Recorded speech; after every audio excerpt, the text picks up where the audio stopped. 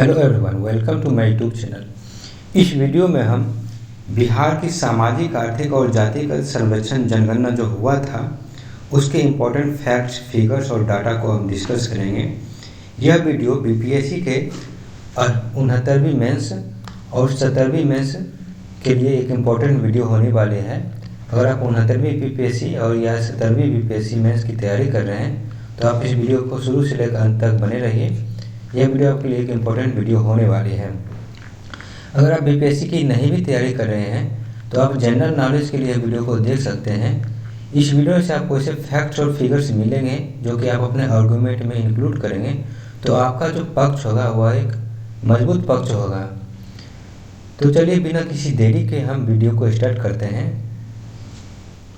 तो सबसे पहले हम ये जानते हैं कि जनगणना होता क्या है और जनगणना किया क्यों जाता है। जैसा कि नाम से स्पष्ट है, जनगणना यानी जनता की गणना। तो जनता की गणना होती है जनगणना। जनगणना भारत में 1872 में पहली बार किया गया था और 1872 के बाद 1881 में इसको नेशनल लेवल पे जनगणना किया गया था और 1881 के बाद हर 10 साल में जनगणना लगातार भारत में किया जा रहा था। जबकि 2021 में जनगणना नहीं किया गया था क्योंकि उस समय कोविड-19 हुआ था और कोरोना के कारण इसको एक्सटेंड कर दिया गया था 2022 में और 2022 से 2023 कर दिया गया था। और यह उम्मीद है कि 2023 के अंत तक 2021 का जनगणना पूरा कर लिया जाएगा और इसको शुरू भी किया जाएगा। हालांकि अभी नवंबर आ गया है, देखिए कब होता है। तो 1872 से अभी तक जनगणना हर 10 साल में किया जाता है और जातिगत जनगणना जो है वह 1936 तक किया जाता था। जबकि 1936 के बाद जब भारत द्वितीय विश्व युद्ध में शामिल हो गया था तो इसके कारण इस 1936 के बाद जो जातिगत जनगणना है वह नहीं किया गया था। और 1951 में सरदार पटेल के सामने यह बात रखी गई कि जातिगत जनगणना किया जाए, लेकिन सरदार पटेल उस समय के जो गृह मंत्री थे उन्होंने जातिगत जनगणना के अगेंस्ट में अपना फैसला दिया कि भारत अभी उस स्थिति में नहीं है कि जाति के लेकर डिवीजन को बर्दाश्त कर सके। तो उनके कहने पर जातिगत जनगणना को 1951 के बाद नहीं किया गया था। हालांकि सरकार ने 2011 में सोशियो इकोनॉमिक कास्ट सेंसस के नाम से जातिगत जनगणना किया था। इसके कुछ आंकड़े जो थे वह 2015 में रिलीज किए गए थे और मोस्ट ऑफ द डाटा जैसे थे जो कि यूज नहीं किए जा सकते थे, जो कि गलत भी थे और उसके फैक्ट्स और फिगर्स सही नहीं थे। इसी कारण सरकार ने सोशियो इकोनॉमिक कास्ट सेंसस का जो डाटा है वह पब्लिक डोमेन में रिलीज नहीं किया है। इसी को लेकर हर पॉलिटिकल पार्टी या आवाज़ उठाती रहती थी कि हम सोशियो इकोनॉमिक कास्ट सेंसस करेंगे, हम जाति की जनगणना करेंगे। उनका अपना पर्सनल बेनिफिट इसमें रहता है कि इससे उनका जो वोट बैंक पॉलिटिक्स होती है वो उनकी मजबूत होती है।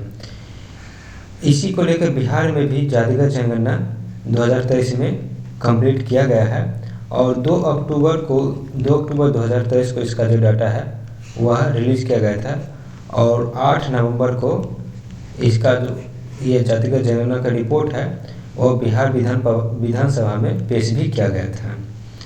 तो ये सब बैकग्राउंड जानने के बाद अब हम डाटा में आते हैं कि इस जनगणना की रिपोर्ट में क्या क्या डाटा सामने निकल कर आया है। तो देखिए जो जाति का जो डाटा है वह क्या सामने आया है कि जाति की जनसंख्या की क्या कार्य है। तो बिहार में जो सबसे ज़्यादा जाति है वह ईबीसी की है। ईबीसी की जाति बिहार में कुल 36% है। इसके बाद बीसी की है वह 27%। इन दोनों को अगर मिला दिया जाता है तो इन दोनों की जो कुल जाति हो जाती है, कुल जनसंख्या हो जाती है वह 63% हो जाती है। वह बिहार की कुल आबादी का 63% है। जबकि जनरल कैटेगरी के लोग हैं वह 15.52% है। अनुसूचित जाति के लोग 19.6% है और अनुसूचित जनजाति के लोग जो हैं वह 1.68% लोग हैं। तो आप इसको सीरियल वाइज याद रखिए कि सबसे ज़्यादा ईबीसी, उसके बाद बीसी, उसके बाद आपको एससी, उसके बाद आपको जनरल, उसके बाद आपको एसटी। आप ये क्रम याद रखिए। आप पीटी की परीक्षा में आपको यह क्रम लगाने दिया जा सकता है तो आप वहाँ फंस सकते हैं। अगर आप इसको एक बार देख लेंगे तो आपको ये याद हो जाएगा। इसके बाद देखिए कि जाति के आंकड़े क्या कहते हैं। देखिए हम इम्पोर्टेंट क्वेश्चन भी आपको हाईलाइट करते जाएंगे ताकि आपको यह आसानी से याद हो जाएगी कि क्वेश्चन अगर पूछा जाए तो आप उसमें फंसे ना। तो देखिए बिहार में कुल 215 जाति पाई जाती है, ये जातिगत जनगणना 2023 के अनुसार। तो ये एक इम्पॉर्टेंट क्वेश्चन बनता है कि बिहार में कुल कितनी जाति पाई जाती है। तो बिहार में कुल 215 जाति पाई जाती है और सबसे ज़्यादा जाति जो है वह ईबीसी में है। उसके बाद जो सबसे ज़्यादा जाति है वह बीसी में है, बैकवर्ड क्लासेज में 30 हैं, ईबीसी में 112 है। उसके बाद एसटी में है 32, एसटी में 32 और ईबीसी में 30। तो ईबीसी, एसटी, बीसी, एससी और जनरल, आप ये क्रम याद रखिए कि सबसे ज़्यादा जाति है ईबीसी में, उसके बाद एसटी में, उसके बाद बीसी में, उसके बाद एससी में, उसके बाद जनरल में। आप ये टेबल देख लीजिए, यहाँ भी हिंदी में दिया गया है और यहाँ इंग्लिश में हमने आपको दिया है। अब देखिए जनसंख्या के लेकर भी इस जातिगत जनगणना के रिपोर्ट में क्या कहा गया है कि बिहार की जनसंख्या में क्या क्या परिवर्तन हुए हैं। तो अगर सेंसस 2011 के डाटा को अगर आप देखिएगा, सेंसस 2011 के डाटा का, तो उस समय बिहार की जनसंख्या कुल थी 10,40,99,452 और यह 2001 से 2011 के बीच में जो जनसंख्या का परसेंटेज चेंज था वह 25.40% इंक्रीमेंट हुआ था। और अभी देखिए 2023 में जो बिहार की कुल जनसंख्या है वह 13,07,25,310 है और इस जनसंख्या वृद्धि दर जो है वह 25.5% है। यानी 2011 के अगर कंपेरिजन करें तो 0.10% इंक्रीमेंट हुआ है बिहार की जनसंख्या में 2011 के अपेक्षा। अब देखिए मेल जो है बिहार में कुल 6,41,31,992 है, फीमेल 6,11,31,992 है और सेक्स रेशियो मेल फीमेल का है। तो 1000 मेल पे बिहार में कुल 953 फीमेल हैं, यानी 47 फीमेल अभी भी बिहार में मेल की तुलना में कम है। इसी के अलावा जो बिहार के मुख्यमंत्री हैं वह सदन में ये भी घोषणा किए थे कि जो बिहार में रिजर्वेशन है, रिजर्वेशन की जो सीमा है वो 15% बढ़ाकर अभी 60% जो है ईडब्ल्यूएस को लेकर, पहले 50% था, जबकि ईडब्ल्यूएस को अगर इंक्लूड कर दिया जाए 10% तो यह 60% हो जाता है।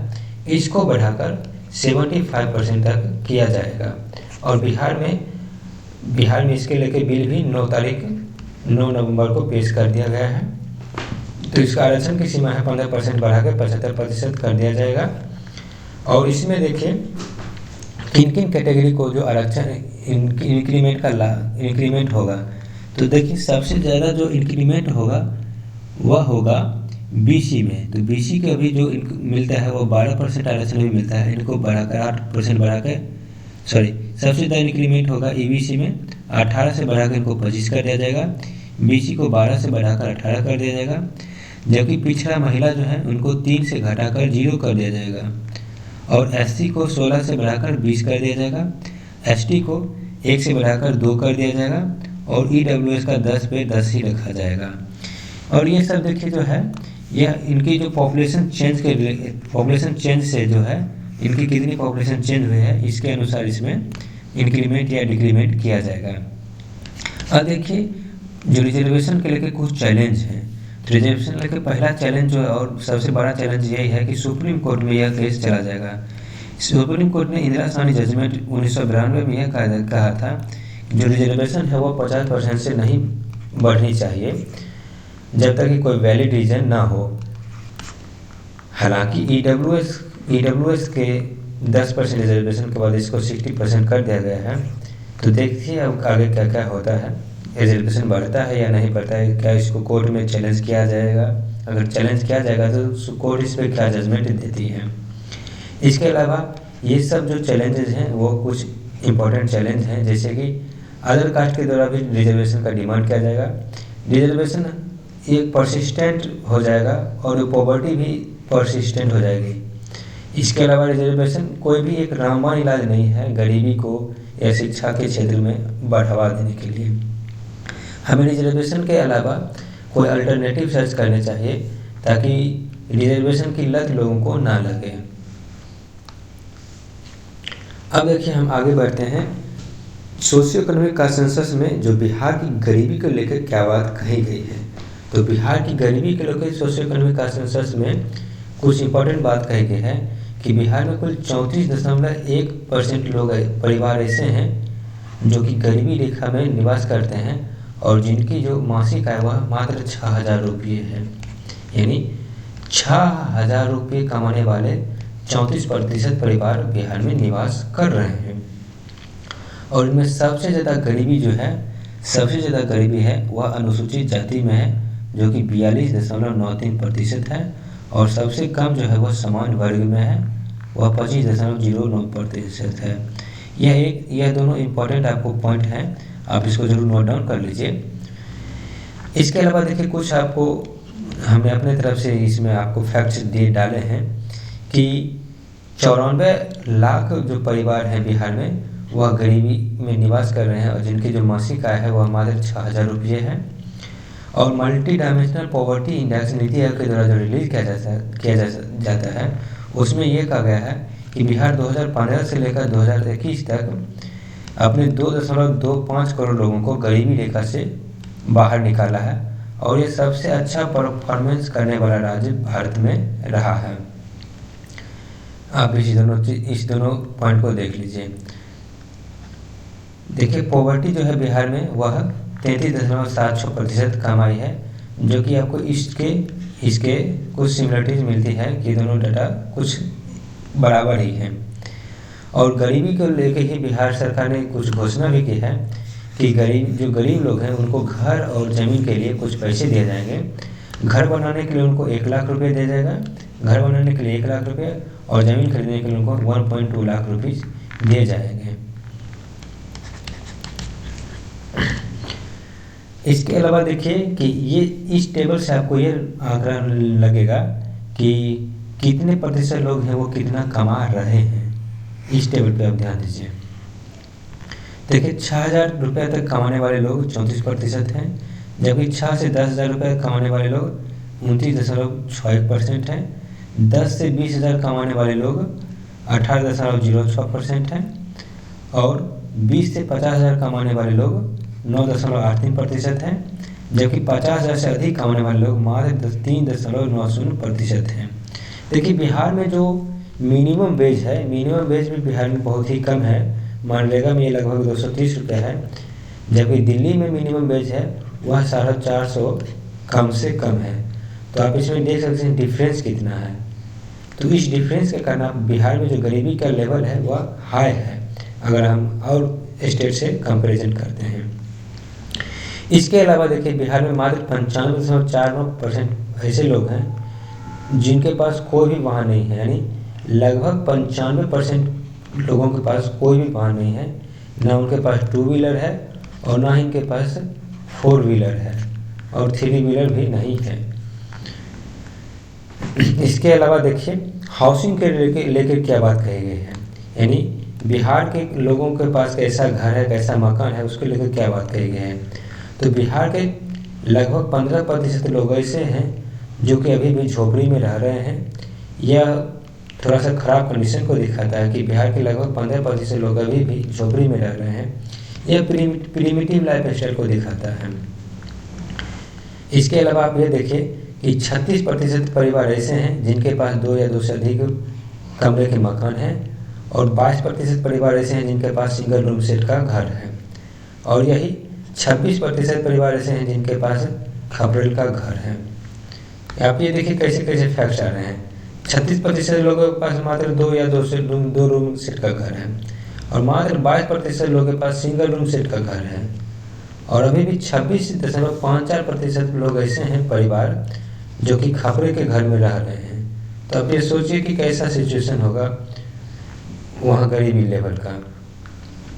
अब देखिए कैटेगरी वाइज क्या कहा गया है कि 24.26% SC और ST के लोग ऐसे हैं परिवार जिनके पास 2 रूम सेट का घर है और यही 15% परिवार ऐसे हैं जो कि अभी भी फूस के घर में रहते हैं और 40.96% एससी के लोग अभी भी खपरा के घर में रहते हैं। एक इम्पॉर्टेंट पॉइंट है, आप इसको नोट डाउन कर लीजिए। और घर बनाने के लिए सरकार ने, हमने आपको पहले बताया कि 2.20 लाख रुपीज़ प्रोवाइड करेगी। इसमें 1.2 लाख रुपीज़ यानी 1,20,000 रुपया उनको ज़मीन खरीदने के लिए, जबकि 1 लाख रुपया उनको घर बनाने के लिए दिया जाएगा। अब आगे बढ़ते हैं कि शिक्षा से संबंधित क्या डेटा है। तो शिक्षा से संबंधित देखिए बहुत ही अच्छे डेटा सामने आए हैं कि महिलाओं में शिक्षा का स्तर बहुत बढ़ा है और ओवरऑल बिहार में भी शिक्षा का स्तर 61.8% से बढ़कर 79.70% आ गया है। ये एक इम्पॉर्टेंट डाटा है, आप इसको नोट डाउन कर लीजिए, हम इसको आप हाईलाइट कर देते हैं। देखिए लिटरेसी रेट बिहार में 79.70% है, जो कि 2011 में 61.80% था। अब देखिए महिला सेशन, महिला में जो लिटरेसी रेट है वह 73.91% है, जबकि यह 51.5% था 2011 में। कितना का इजाफा हुआ है, यह बहुत ही बढ़िया इजाफा है। इसके अलावा मेल में लिटरेसी रेट 71.2% है, ये 2011 के डाटा के अनुसार है। इसके डाटा की अभी थोड़ी सी क्लियरिटी नहीं है कि पुरुषों में कितनी शिक्षा का परसेंट है। इसके बाद आप ये देखिए कि मात्र 1.37 परिवार ऐसे हैं बिहार में जो कि लैपटॉप का यूज करते हैं, और ये सभी डाटा आपको यह शो करते हैं कि जो महिलाओं के लिए जो बिहार सरकार की स्कीम जो चलाई जा रही है महिलाओं की शिक्षा के लेके, वह बहुत ही सफल साबित हुए हैं, जिसके कारण महिलाओं में लगभग 22% का एजुकेशन लेवल का इंक्रीमेंट हुआ है। अब देखिए शिक्षा भी हो गया, गरीबी भी हो गया, तो इसके बाद आता है रोजगार। तो रोजगार के लेकर क्या डाटा कहते हैं हम अगले स्लाइड में देखते हैं। तो रोजगार के लेकर डाटा देखिए बिहार सरकार की क्या कहती है। तो 17% अभी भी ऐसे आबादी के लोग हैं, 17% आबादी ऐसी भी है बिहार की जो कि मजदूर और मिस्त्री में काम करते हैं। और देखिए कितने प्रतिशत लोग किस क्षेत्र में काम करते हैं, आप इस टेबल से देख लीजिए। सरकारी क्षेत्र में काम करने वाले लोग मात्र 1.57% हैं, और वहीं प्राइवेट नौकरी करने वाले लोग अभी भी मात्र 1.22% हैं, और असंगठित क्षेत्र में निजी नौकरी करने वाले लोग 2.14% हैं, जबकि स्वरोजगार प्राप्त करने वाले लोग 3.05% हैं। खेती किसानी करने वाले लोग 7.70% है। मिस्त्री मजदूरी करने वाले लोग 17% है, यानी 16.73% इसका एग्जैक्ट फिगर है। भिखारी लोग अभी भी 0.03% है, और कचरा बीनने वाले लोग 0.02% है। और गृहिणी विद्यार्थी यानी हाउसवाइफ विद्यार्थी, इसमें मेल और फीमेल यानी गर्ल्स और बॉयज़ दोनों आएंगे, मेल और फीमेल दोनों आएंगे, गर्ल्स और बॉयज़ दोनों आएंगे। तो अभी भी गृहिणी और विद्यार्थी 67.54% लोग गृहिणी और विद्यार्थी की कैटेगरी में आते हैं। इन सब डाटा को देखने के बाद आप ये देख लीजिए कि बिहार के स्टूडेंट का परफॉर्मेंस कैसा है, यानी वो कैसे कैसे रोजगार प्राप्त कर रहे हैं, वो कहाँ कहाँ अपना शिक्षा प्राप्त कर रहे हैं। तो बिहार में कुल 5.52 लाख स्टूडेंट ऐसे हैं जो कि बिहार से बाहर जाके अपना शिक्षा प्राप्त कर रहे हैं। यानी अगर उनको राज्य में शिक्षा का स्तर अच्छा नहीं लगता है तो लगभग 5.5 लाख लोग बच्चे ऐसे हैं जो कि बिहार से बाहर जाकर अपना शिक्षा प्राप्त कर रहे हैं। वही 23,000 बच्चे ऐसे हैं जो कि फॉरेन कंट्री में अपना शिक्षा प्राप्त कर रहे हैं। ये मेनली मेडिकल और इंजीनियरिंग के लिए बच्चे जाते हैं जो कि अमीर फैमिली से बिलोंग करते हैं। और 46 लाख बिहारी ऐसे हैं जो कि बिहार से बाहर जाकर अपना रोजगार प्राप्त करते हैं। तो ये सभी डाटा जो आपको मिले हैं और हमने इस वीडियो में जो डिस्कस किए हैं, इस डाटा को आप धड़ल्ले से बिना किसी संकोच के आप अपने जीएस पेपर 2 ऐसे या फिर इंटरव्यू में यूज कर सकते हैं। आपको कहीं भी किसी प्रकार का संकोच नहीं करना पड़ेगा। अगर आपको कहीं भी और डाटा का यूज लगता है कि हम इस डाटा को यूज़ कर सकते हैं तो आप इसको बिना किसी संकोच के डाटा का यूज़ कर सकते हैं, क्योंकि यह एक ऑथेंटिक डाटा है और ये गवर्नमेंट सोर्स का डाटा है। तो फिलहाल इस वीडियो में इतना ही है। आप इस वीडियो का PDF जो है हमारे टेलीग्राम चैनल पे प्राप्त कर सकते हैं। टेलीग्राम चैनल का लिंक डिस्क्रिप्शन में मिल जाएगा।